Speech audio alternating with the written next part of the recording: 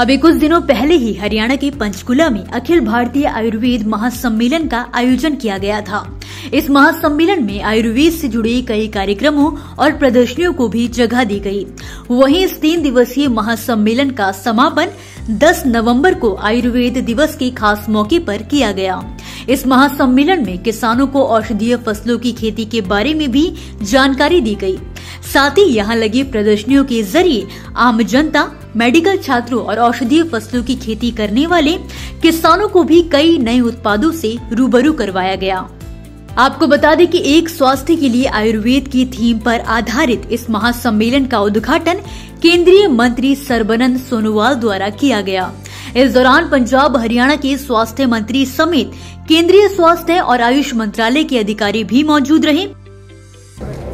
Centrally sponsored scheme है, तो इस स्कीम को आगे बढ़ाने के लिए स्कीम के जरिए देश में आयुष का इंफ्रास्ट्रक्चर बढ़ाने के लिए राज्य सरकार का साथ मिलकर हमारी तरफ से जो भी कोशिश जारी है, जो भी कदम उठाया गया है, उसको हम लोगों ने आज रिव्यू ली है और भी बाकी है टेक्निकल सेशन, क्योंकि भारत सरकार की तरफ से जो भी फाइनेंशियल सपोर्ट दी गई है उसको उन लोगों ने कैसे ज़मीनी हकीकत से जोड़े है, लैंडिंग कराया है और कार्यक्रम को कैसे लागू की है, क्वालिटी ऑफ इम्प्लीमेंटेशन कैसे हुई है, समय पे हुई ही या नहीं, इन बातों को डिटेल में चर्चा करने के लिए बैठक आयोजन की गई है। महासम्मेलन में हिस्सा लेने के लिए देश भर से आयुर्वेद मेडिकल छात्र भी पंचकुला पहुंचे, जिन्हें यहां लगी स्टॉलों के माध्यम से नीम, तुलसी, चंदन समेत कई आयुर्वेदिक औषधियों से बने उत्पादों के बारे में जानकारी दी गई। इसके अलावा महासम्मेलन में केंद्रीय आयुष मंत्रालय ने भी अपने कई स्टॉल लगाए।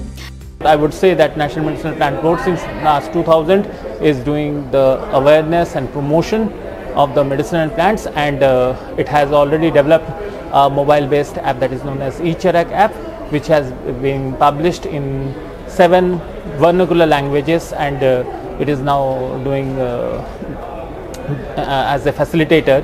It is giving the online platform for demand and supply of medicinal plants, which connects with the farmers as well as the industry.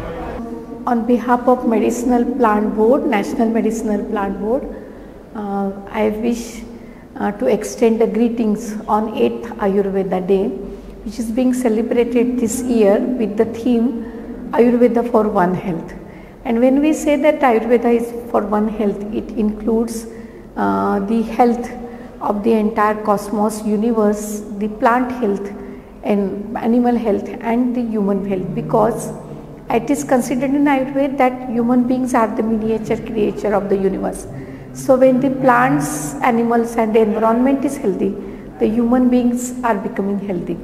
So on this Ayurveda Day, this special program is being done and awareness programs are being conducted for Ayurveda for the farming, Ayurveda for the students and Ayurveda for the public health. These are the main 3 themes which are focused on creating the awareness amongst the farmers, students and the stakeholders. खास बात ये रही कि केंद्रीय मंत्री सर्बानंद सोनोवाल ने कई medical छात्रों से मुलाकात कर उनका फीडबैक भी जाना। सम्मेलन के एसडीओ ए.के. श्रीवास्तव ने बताया कि इस आयुर्वेद एक्सपो में 60 से अधिक कंपनियों द्वारा अपने स्टॉल लगाए गए हैं, जिसमें विभिन्न प्रकार के आयुर्वेद से जुड़े प्रोडक्ट हैं। वहीं इस कार्यक्रम में कई आयुर्वेद कंपनियों ने भी अपने उत्पादों का स्टॉल लगाया, जैसे कि यहाँ हम खड़े हुए हैं, ये कंपनी श्री आयुर्वेद सेवा सदन, जो कि 1957 से चल रही है और इसको 65 वर्ष पूरे हो चुके हैं। इसमें 550 से अधिक आयुर्वेदिक प्रोडक्ट हैं और मुख्य इसमें उत्तराखंड मधु एगमार्क हनी है, जो कि हमारा एक बहुत बड़ा ब्रांड है। Hi, my name is Ankur Goyal and I am from IM Healthcare Gummy Vitamin Company. We are based at Chandigarh and our plant is in Baddi. So we are third party manufacturers for gummy vitamins. We've been doing gummies in US for almost 20 years now, and in India we started our operations in 2019. Hi, I am Rahul Pandita. I am the national head at Sri Dhanvantri Herbals. Sri Dhanvantri Herbals is around 70-year-old company, and we have our 2 manufacturing units. One is at Baddi and another one is Amritsar. We have around more than 400 products right now, which and we have around more than 500 field staff which are working over pan India. You are here at VR Atharveda Pharmaceuticals Private Limited, and basically we are the manufacturers for classical Ayurvedic medicines.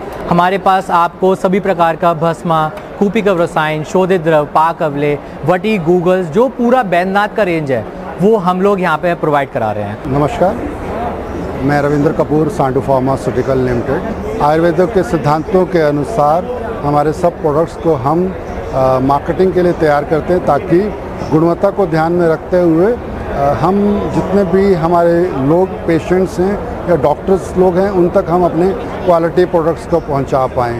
Hello, मेरा नाम सुमित प्रजापति है और मैं इस event में Dabur India limited को represent कर रहा हूं। और हम भी यहाँ अपने कंपनी के लगभग 100 के आसपास प्रोडक्ट यहाँ लेके आए हैं, डिस्प्ले के लिए लेके आए हैं। डाबर एक बहुत बड़ा ग्रुप है, सबसे बड़ा वर्ल्ड में आयुर्वेद का सबसे बड़ा ग्रुप है। इसके अलावा सम्मेलन के एसडीओ के श्रीवास्तव ने कहा कि अब तक 19 स्थानों पर ऐसे आयोजन किए जा चुके हैं। लोगों का काफी उत्साह आयुर्वेद के प्रति देखने को मिलता है, इसी वजह से बार बार ऐसे कार्यक्रम आयोजित किए जाते हैं।